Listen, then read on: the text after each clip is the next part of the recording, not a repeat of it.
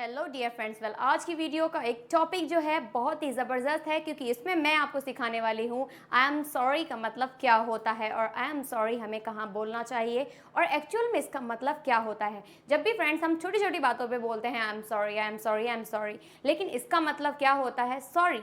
Sorry का मतलब actual में ये नहीं होता है कि मैं माफ़ी चाहता हूँ या मुझे माफ़ कर दो। सॉरी का मतलब ये बिल्कुल नहीं होता है। इसका मतलब होता है मैं दुखी हूँ, क्योंकि जो सॉरी वर्ड है वो सॉरो से मिलकर बना है। किससे मिलकर बना है?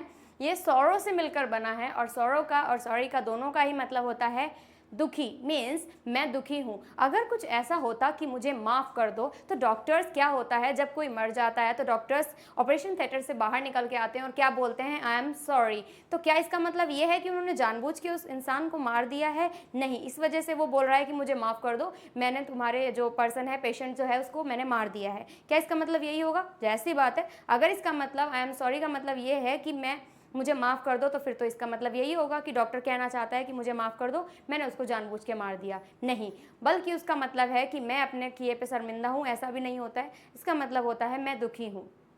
समझ में आ गया? सॉरो से मिलकर बना है। आई एम सॉरी का मतलब नॉर्मली क्या होता है? मैं दुखी हूँ। क्लियर हो गया फ्रेंड्स? तो जान लेते हैं कि सॉरी अगर जहाँ पे हम बोलेंगे तो सॉरी वहाँ पे हम कौन कौन से वर्ड्स यूज़ कर सकते हैं। सॉरी वहाँ बोला जाता है नॉर्मली जहाँ पर हम दूसरे पर्सन के बारे में सहानुभूति दिखाते हैं। अब चलिए आगे बढ़ते हैं। सॉरी की जगह पे हम क्या क्या वर्ड्स बोल सकते हैं। फॉर एग्जाम्पल मैं आपको एक सेंटेंस के थ्रू बताती हूँ कैसे आप उसको बोल सकते हैं। वेल, ये है हमारा क्या sentence? The king was so sorry after the death of his daughter. अब इसका मतलब क्या है? कहने का मतलब है राजा अपनी बेटी की मृत्यु के बाद बहुत दुखी था।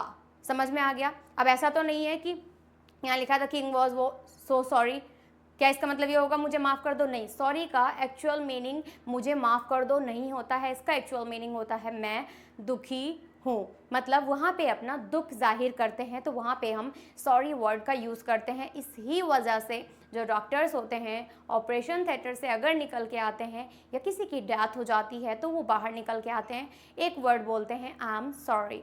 तो इसका मतलब होता है मैं दुखी हूँ, ना कि इसका मतलब होता है कि मुझे माफ़ कर दो। क्लियर हो गया? अगर आप बोलना चाहते हैं मुझे माफ़ कर दो, या अगर आपसे कोई गलती हो जाती है वहाँ पे आप बोलना चाहते हैं सॉरी, तो सॉरी की जगह पे इतने सारे वर्ड्स मैं आपको बताने वाली हूँ जिससे आप सॉरी की जगह पे वो वर्ड्स यूज़ करके बता सकते हैं कि मुझसे ये गलती हो गई है, मुझे माफ़ कर दो या मुझे टाइम दे दो। तो ये वर्ड्स हैं अंग्रेजी में माफ़ी मांगने के लिए कुछ वर्ड्स दिए हुए हैं, लाइक फॉरगिव मी। क्या हो जाएगा?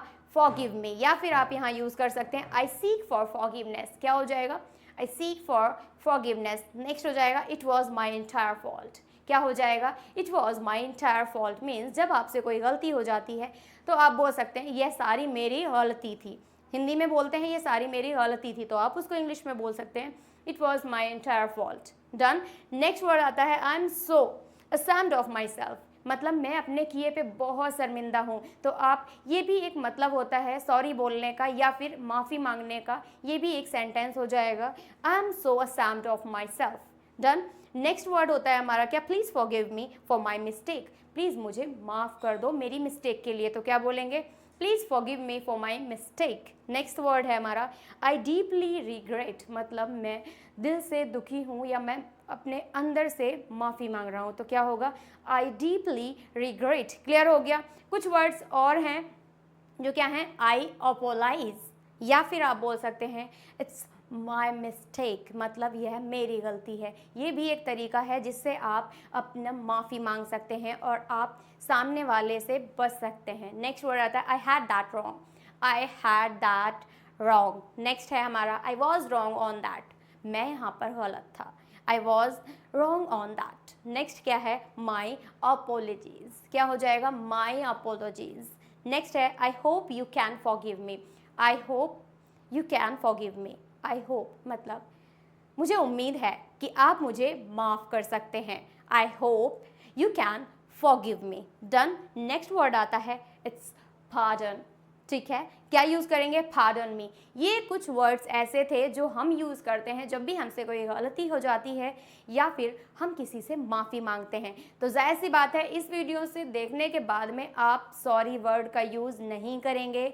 सॉरी की जगह पे आप ये वाले सारे वर्ड्स और ये वाले सारे वर्ड्स में से कोई भी वर्ड यूज़ कर सकते हैं जिससे कि आपकी इंग्लिश और भी इम्प्रूव हो जाए, क्योंकि आपको सीखना ही नहीं है बल्कि आपको करेक्ट भी आना चाहिए। आप कुछ गलतियां अभी तक गलत कर रहे हैं। ज़्यादातर लोगों को नहीं पता होता है कि सॉरी का मतलब क्या होता है। जिन जिन फ्रेंड्स के आपके फ्रेंड्स को नहीं पता है और आपसे वो बहस करते हैं, इसको सीखने के बाद ज़ाहिर सी बात है आप ये वाले वर्ड्स बोलने वाले हैं या फिर ये वाले वर्ड्स बोलने वाले हैं, तो वो आपकी बात नहीं मानेंगे। तो उन तक ये वीडियो शेयर करें जिससे उनको भी पता चल जाए कि सॉरी का एक्चुअल मीनिंग क्या होता है, और अगर आप माफ़ी मांगते हैं तो कौन से वर्ड्स का यूज़ कर सकते हैं। अगर ये वीडियो आपको पसंद आई है, लाइक करें, सब्सक्राइब करें हमारे चैनल को और बेल आइकन को प्रेस कर दें जिससे आपको नोटिफिकेशंस मिलते रहें। मिलते हैं नेक्स्ट वीडियो में ऐसे ही एक मज़ेदार टॉपिक के साथ में।